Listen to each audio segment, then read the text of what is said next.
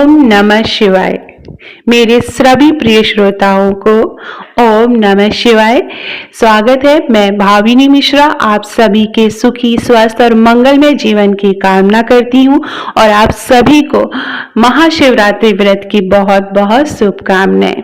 ये शिवरात्रि हम सबके जीवन में सुख, समृद्धि और ऐश्वर्य लेकर आए, यही कामना करते हुए हम श्रवण करेंगे महाशिवरात्रि व्रत की प्रामाणिक और पौराणिक कथा।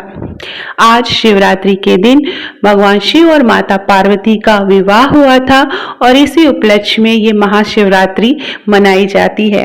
हमारे सनातन धर्म में महाशिवरात्रि का बहुत ही ज्यादा महत्व है।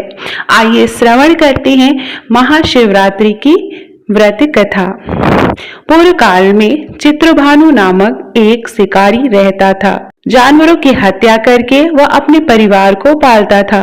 वह एक साहूकार का कर्जदार था, लेकिन उसका ऋण समय पर न चुका सका। क्रोधित साहूकार ने शिकारी को शिव मठ में बंदी बना लिया। संयोग से उस दिन शिवरात्रि थी। शिकारी ध्यान मग्न होकर शिव संबंधी धार्मिक बातें सुनता रहा। चतुर्दशी को उसने शिवरात्रि व्रत की कथा भी सुनी। शाम होते ही साहूकार ने उसे अपने पास बुलाया और ऋण चुकाने के विषय में बात की। शिकारी अगले दिन सारा ऋण लौटा देने का वचन देकर बंधन से छूट गया। अपनी दिनचर्या की भांति वह जंगल में शिकार करने के लिए निकला, लेकिन दिन भर बंदी गृह में रहने के कारण भूख प्यास से व्याकुल था। शिकार खोजता हुआ वह बहुत दूर निकल गया। जब अंधकार हो गया तो उसने विचार किया कि रात जंगल में ही बितानी पड़ेगी। वह वन एक तालाब के किनारे एक बेल के पेड़ पर चढ़कर रात बीतने का इंतजार करने लगा। बिल्व वृक्ष के नीचे शिवलिंग था जो बिल्व पत्रों से ढका हुआ था। शिकारी को उसका पता न चला। पड़ाव बनाते समय उसने जो टहनियां तोड़ी वे संयोग से शिवलिंग पर गिरती चली गई।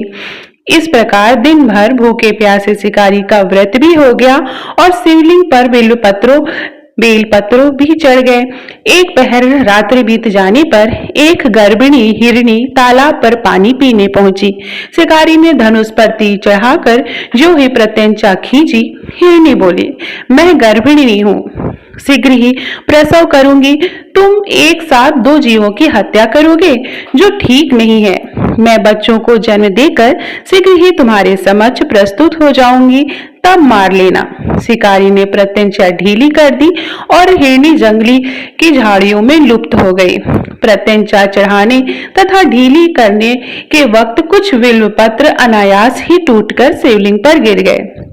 इस प्रकार उससे अनजाने में प्रथम पहर का पूजन भी संपन्न हो गया। कुछ देर बाद एक और हिरनी उधर से निकली। शिकारी की प्रसन्नता का ठिकाना न रहा। समीप आने पर उसने धनुष पर बाण चढ़ाया। तब उसे देख हिरनी ने विनम्रता पूर्वक निवेदन किया, हे शिकारी, मैं थोड़ी देर पहले ऋतु से निवृत्त हुई हूँ, कामातुर विहरणी हूँ, अपने प्रिय की खोज में भटक रही हूँ। मैं अपने पति से मिलकर शीघ्र ही तुम्हारे पास आ जाऊंगी। शिकारी ने उसे भी जाने दिया। 2 बार शिकार को खोकर उसका माथा ठनका। वह चिंता में पड़ गया। रात्रि का आखिरी पहर बीत रहा था। एक बार भी धनुष से लगकर कुछ बेलपत्र शिवलिंग पर फिर से जा गिरे और दूसरे प्रहर के पूजन भी संपन्न हो गया। तभी एक अन्य हिरणी अपने बच्चों के साथ उधर से निकली। शिकारी के लिए यह स्वर्णिम अवसर था। उसने धनुष पर तीर चढ़ाने में देर नहीं लगाई।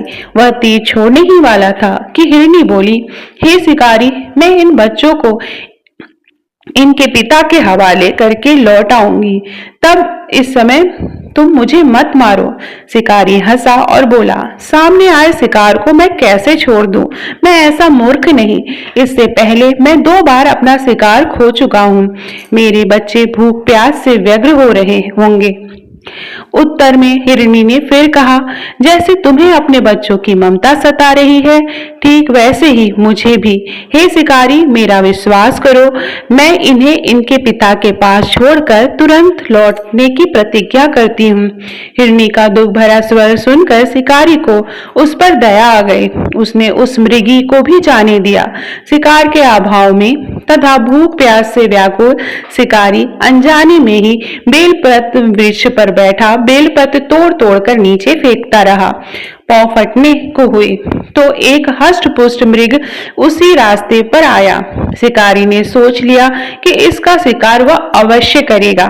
शिकारी की तनी प्रत्यंचा देखकर मृग विनती से बोला, हे शिकारी, यदि तुमने मुझसे पूर्व आने वाली 3 मृगियों तथा छोटे छोटे बच्चों को मार डाला है तो मुझे भी मारने में विलंब न करो, ताकि मुझे उनके वियोग में एक क्षण भी दुख न सहना पड़े। मैं उन हिरनियों का पति हूँ। यदि तुम्हें उन्हें जीवन दान दिया है तो मुझे भी कुछ क्षण का जीवन दान देने की कृपा करो। मैं उनसे मिलकर तुम्हारे समक्ष उपस्थित हो जाऊंगा।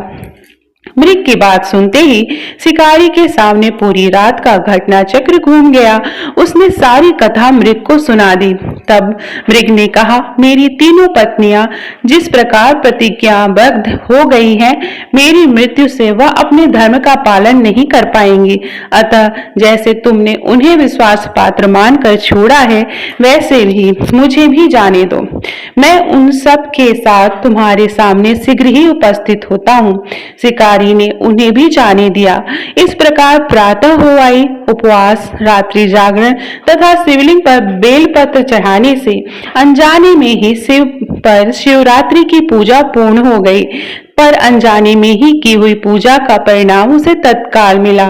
शिकारी का हिंसक हृदय निर्मल हो गया, उसमें भगवत शक्ति का वास हो गया। थोड़ी देर बाद वह मृग सपरिवार शिकारी के समक्ष उपस्थित हो गया ताकि वह उनका शिकार कर सके। किंतु जंगली पशुओं की ऐसी सत्यता, सात्विकता एवं सामूहिक प्रेम भावना देखकर शिकारी को बड़ी ग्लानि हुई। उसने मृग परिवार को जीवन दान दे दिया। अनजाने में शिवरात्रि के व्रत का पालन करने पर भी शिकारी को मोक्ष की प्राप्ति हुई। जब मृत्यु काल में यमदूत उसके जीव को ले जाने आए तो शिवगणों ने उन्हें वापस भेज दिया तथा शिकारी को शिवलोक ले गए। शिव जी की कृपा से ही अपने इस जन्म में राजा चित्रभानु पिछले जन्म को याद रख पाए तथा महाशिवरात्रि के महत्व को जानकर उसका अगले जन्म में भी पालन कर पाए। तो इस कथा से हमें क्या संदेश मिलता है? ये कथा यहीं पर समाप्त होती है। अब हम इस कथा से संदेश क्या मिलता है वो मैं आपसे बताती हूँ। शिकारी की कथा अनुसार महादेव तो अनजाने में किए गए व्रत का भी फल दे देते हैं, पर वास्तव में महादेव शिकारी की दया भाव से प्रसन्न हुए। अपने परिवार के कष्ट का ध्यान होते हुए भी शिकारी ने मृग परिवार को जाने दिया। यह करुणा ही वस्तुतः उस शिकारी को उस पंडित तथा एवं पुजारियों से उत्कृष्ट बना देती है, जो कि सिर्फ रात्रि जागरण, उपवास एवं दूध, दही, बेलपत्र आदि द्वारा शिव को प्रसन्न करने की कोशिश करते हैं।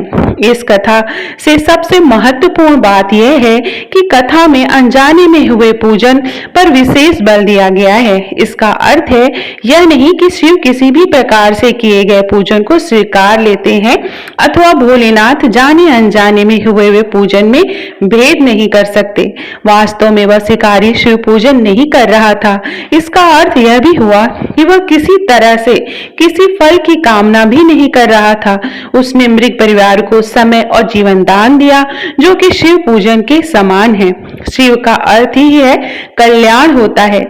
उन निरीह प्राणियों का कल्याण करने के कारण ही वह शिव तत्व को जान पाया और उसका शिव से साक्षात्कार हुआ। परोपकार करने के लिए महाशिवरात्रि का दिवस भी आवश्यक नहीं है। पुराण में 4 प्रकार के शिवरात्रि पूजन का वर्णन है। मासिक शिवरात्रि, प्रथम आदि शिवरात्रि तथा महाशिवरात्रि। पुराण वर्णित अंतिम शिवरात्रि ही नित्य शिवरात्रि है। वस्तुतः प्रत्येक रात्रि की ही शिवरात्रि है।